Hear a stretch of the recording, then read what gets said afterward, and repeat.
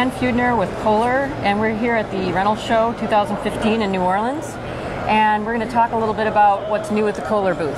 And we understand that you guys have expanded into your generator line quite a bit in the last year. Can you give us some details? Yes, since last year where we launched our 125 propane model, we now have added a 30, 50, and 70 kVA.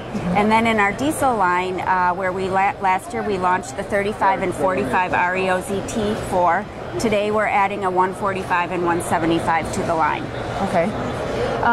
Now, some of those models are gaseous powered, is that right? Yes. The 30, 50, 70, 125 REZ-GT are our gaseous powered models.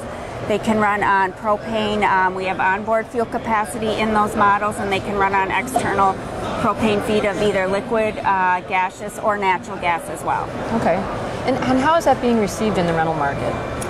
It's a little bit slow. I think people are a little bit hesitant to try the propane, but we have a very cool example story of a construction site in the Northeast where this summer customer was complaining about their diesel fuel bill. Our distributor proposed a propane option and actually calculated out based on their local propane and diesel rates. If they were running it at 75% load, they'd be saving over $8 an hour in fuel costs. Is there anything different about running these machines that anybody would need to know on the end user point of view? No, they have the pretty much all the same exact touch points and user interfaces as our diesel product does. Okay. Just a different fuel source. Are there any safety concerns with transportation? So we had our design approved by the DOT, and they actually have a letter out on their website that is a ruling on our design that we meet their standards. However, any local rulings on transporting propane, I know specifically in the Northeast it's a hot button with under tunnels and bridges and that.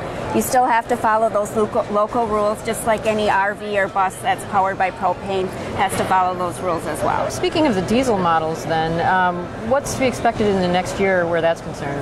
In the next year we'll be launching 5 more models. We'll have a 55 kVA, 90 kVA, 120, and then a 240 and a 330 kVA.